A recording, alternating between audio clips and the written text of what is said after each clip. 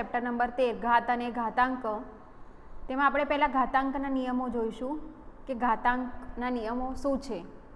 તો સમાન આધારના ઘાતાંકોના ગુણાકારનો નિયમ પહેલાં જોઈએ. તો આધાર કોને કહેવાય કે જે એ અને એ જે આપણને અહીંયા બતાવ્યા છે એ તરીકે આપણને કોઈ બી સંખ્યા આપી હોય તો એ બંને સંખ્યા કેવી હોય, સમાન હોય, એટલે કે એના આધાર કેવા હોય, સરખા હોય, અને એના ઘાતાંક જો જુદા જુદા હોય. ઘાતાંક એટલે કે ઉપર જે આપણને એમ અને એન આપ્યા છે એ શું છે, એના ઘાતાંક છે. તો આધાર સરખો હોય અને ઘાતાંક જુદા જુદા હોય તો શું થશે, ઘાતાંકોનો સરવાળો બરાબર એ એમ વત્તા એન. સમાન આધારના ઘાતાંકોના ભાગાકારનો નિયમ. ભાગાકાર માટે કયો નિયમ લાગુ પડશે, તો એની એમ ભાગ્યા એની એન ઘાત. તો આધાર સરખો છે એટલે શું થશે, ઘાતાંકોની બાદબાકી. જો ભાગાકાર હોય તો ઘાતાંકોની શું કરવાની છે આપણે, બાદબાકી. જ્યાં એમ કેવો હશે, greater than N, M A N કરતાં મોટો હશે. અને જો એમ એ એન કરતાં નાનો હોય તો આપણે એકના છેદમાં એની એમ માઇનસ એન ઘાત લખવાની છે, એન માઇનસ એમ ઘાત. હવે છે ઘાતના ઘાતનો નિયમ, એટલે કે આધાર હોય, આધાર એક જ હોય અને એને જો ઘાતાંક બે એમ અને એન એટલે બે ઘાતાંક આપેલી હોય તો શું કરવાનું છે, આધાર એનો એ જ લખવાનો છે અને ઘાતાંકોનો ગુણાકાર કરવાનો છે, એની એમ ગુણ્યા એન. સરખા ઘાતાંકવાળા સંખ્યાઓનો ગુણાકાર એટલે આધાર સરખા છે, આમાં આધાર અલગ અલગ છે અને ઘાતાંકો કેવા છે, સરખા છે. તો શું કરવાનું છે કે આપણે જે આધાર છે એનો ગુણાકાર કરવાનો છે અને ઘાતાંક એને એ જ રાખવાનો છે. સરખા ઘાતાંકવાળા સંખ્યાઓનો ભાગાકાર. જો ભાગાકાર આપ્યો હોય તો એના છેદમાં બીની એમ ઘાત.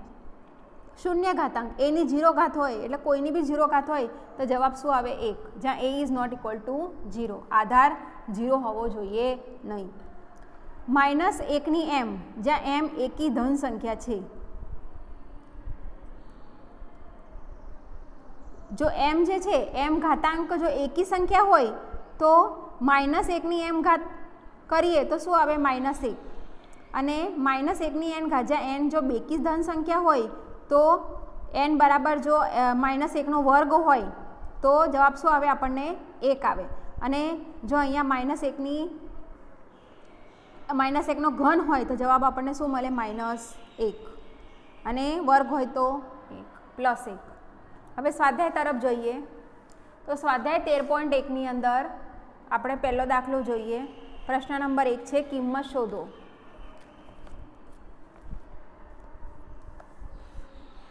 કિંમત શોધો 2ની 6 ઘાત. હવે 2ની 6 ઘાત છે એટલે 2નો 6 વખત આપણે ગુણાકાર કરવાનો છે. એટલે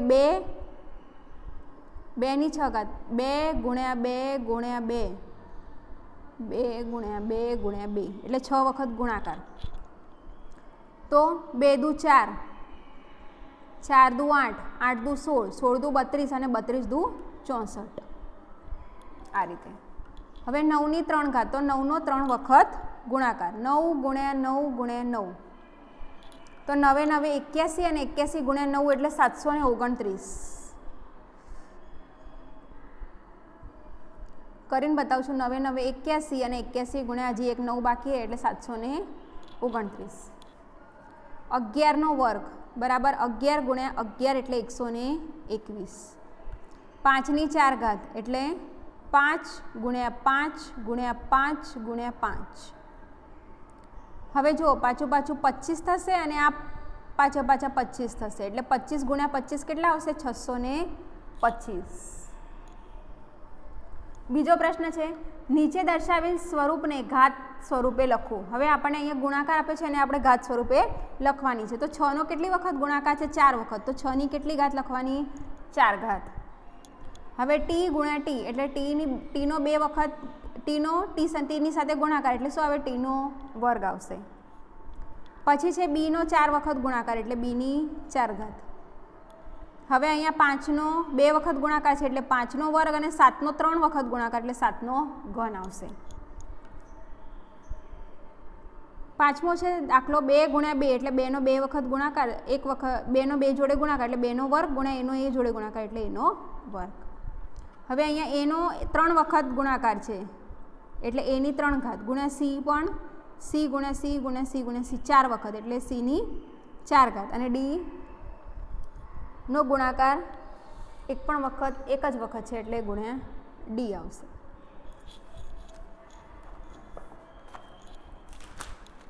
ત્રીજો પ્રશ્ન જોઈએ આપણે.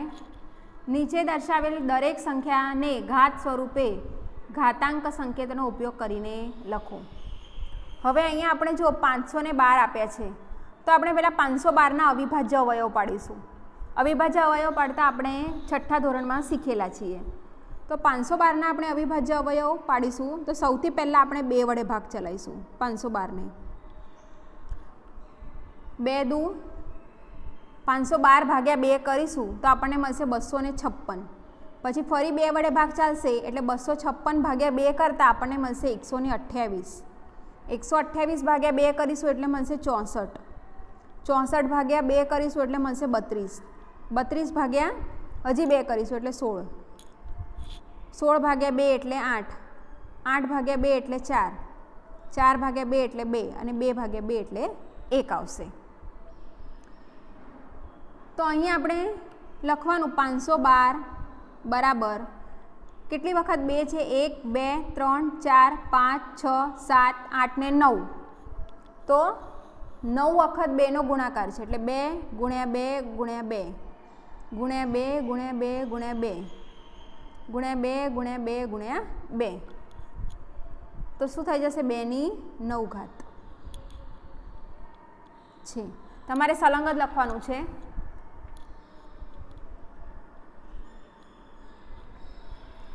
હવે 343. તો 343ના આપણે અવિભાજ્ય અવયવ પાડીશું તો 7 વડે આની ભાગ ચાલશે. 343 ભાગ્યા 7 કરીશું તો મળશે 49. 49 ભાગ્યા 7 કરીએ તો 7 અને 7 એકા 7. તો 343 બરાબર 7 ગુણ્યા 7 ગુણ્યા 7 એટલે 7નો ઘન. આમ આનું ઘાત સ્વરૂપ પહેલા દાખલામાં ઘાત સ્વરૂપ કયું છે 2ની 9 ઘાત અને આમાં બીજા દાખલામાં 7ની 3 ઘાત. હવે 729ના અવિભાજ્ય અવયવ પાડીએ.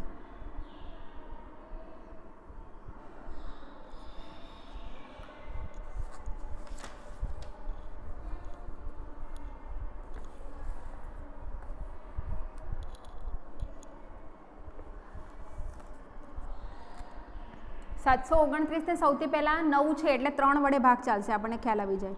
એટલે 729 ભાગ્યા 3 કરીશું તો 243 મળશે. 243 ભાગ્યા 3 કરતાં આપણને 81 મળશે. 81 ભાગ્યા 3 કરતાં 27 મળશે. 27 ભાગ્યા 3 કરતાં 9 મળશે અને 9 ભાગ્યા 3 કરતાં 3 અને 3 ભાગ્યા 3 કરતાં આપણને 1 મળશે. તો 729 બરાબર 3 ગુણ્યા 3 ગુણ્યા 3 ગુણ્યા 3 ગુણ્યા 3 ગુણ્યા 3 એટલે શું આવશે 3ની 6 ઘાત. માટે ઘાત સ્વરૂપ શું કહેવાશે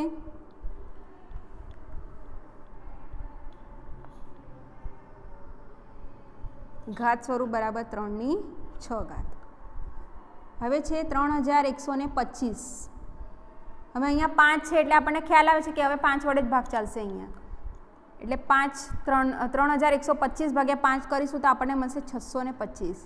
625 ભાગ્યા 5 કરીશું તો 125. 125 ભાગ્યા 5 કરીશું તો 25 મળશે અને 25 ભાગ્યા 5 તો આપણને 5 મળશે અને 5 એકા 5. 3125 બરાબર 5 ગુણ્યા 5 ગુણ્યા 5 ગુણ્યા 5 ગુણ્યા 5 એટલે શું આવ્યું 5ની 5 ઘાત. એટલે એનું ઘાત સ્વરૂપ આપણને મળશે 5ની 5 ઘાત.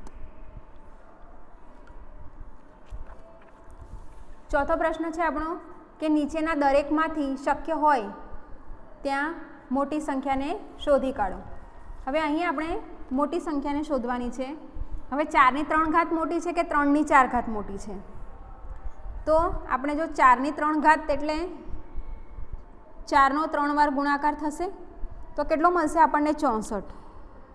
અને 3ની 4 ઘાત એટલે 3નો 4 વખત ગુણાકાર.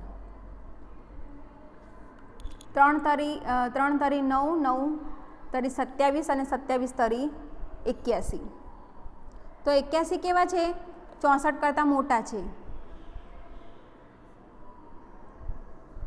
માટે 3 ની 4 ઘાત ગ્રેટર ધેન છે 4 ની 3 ઘાત. હવે છે 5 નો ઘન અને 3 ની 5 ઘાત. 5 નો ઘન બરાબર શું થશે? 5 ગુણ્યા 5 ગુણ્યા 5 એટલે કેટલા થશે? 125 થશે. અને 3 નો 5 વખત ગુણાકાર એટલે 3 ગુણ્યા 3 ગુણ્યા 3 ગુણ્યા 3 ગુણ્યા 3 એટલે આપણને મળશે 243. એટલે કેવું છે? 243 જે છે એ 125 કરતાં મોટા છે, માટે 3 ની 5 ઘાત ગ્રેટર ધેન છે 5 ની 3 ઘાત.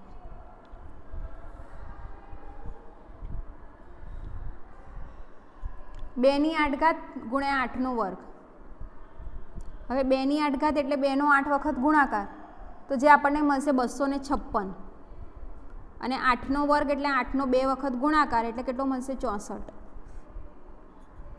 તો 256 કેવા છે? 64 કરતાં મોટા છે, માટે 2 ની 8 ઘાત ગ્રેટર ધેન 8 નો વર્ગ.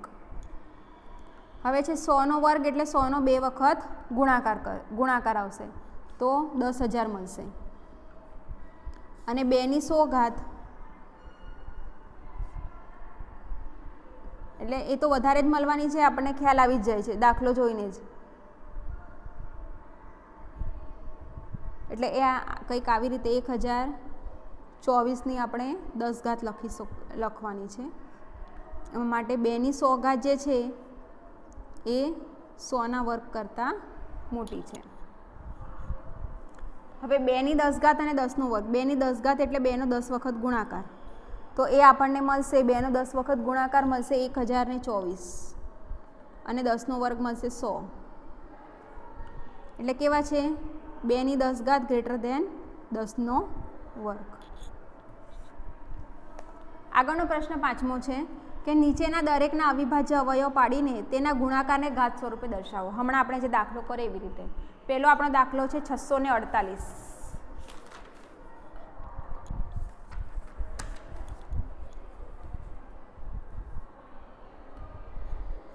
તો 648 ના આપણે પહેલા અવિભાજ્ય અવયવ પાડીશું. બેકી સંખ્યા છે એટલે 2 વડે ભાગ ચાલશે. 648 ભાગ્યા 2 કરીએ તો આવશે 324. 324 ભાગ્યા 2 કરીશું તો મળશે 162. 162 ભાગ્યા 2 કરીએ તો મળશે 81. 81 ભાગ્યા 2 નહીં થઈ શકે એટલે અહીંયા આવશે 3. તો 81 ભાગ્યા 3 કરીએ એટલે 27. 27 ભાગ્યા 3 કરીશું તો આવશે 9 અને 9 ભાગ્યા 3 એટલે 3 અને 1. તો 648 ના અવિભાજ્ય અવયવ શું પડ્યા? 2 ગુણ્યા 2 ગુણ્યા 2 ગુણ્યા 3 ગુણ્યા 3 ગુણ્યા 3 ગુણ્યા 3 એટલે શું આવ્યો છે? 2 ની 3 ઘાત ગુણ્યા 3 ની 4 ઘાત. ઘાત સ્વરૂપ છે એનું. હવે 405 ના અવયવ પાડીએ.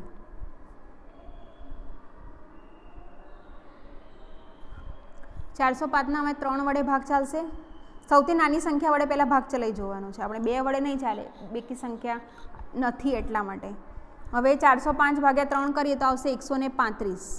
135 ભાગ્યા 3 કરીએ તો આવશે 45.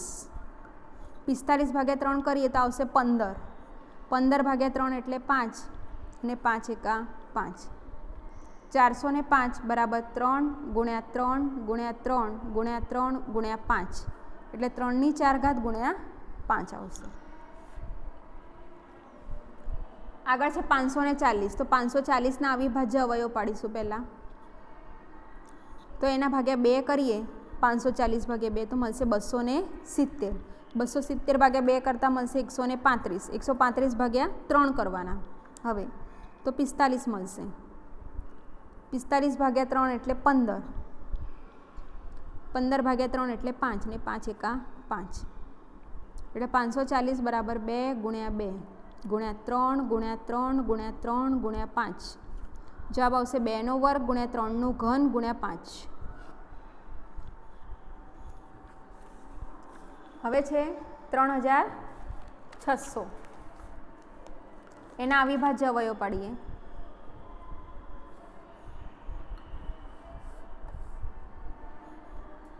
પહેલાં 2 વડે ભાગ ચલાવીશું તો 1800 આવશે.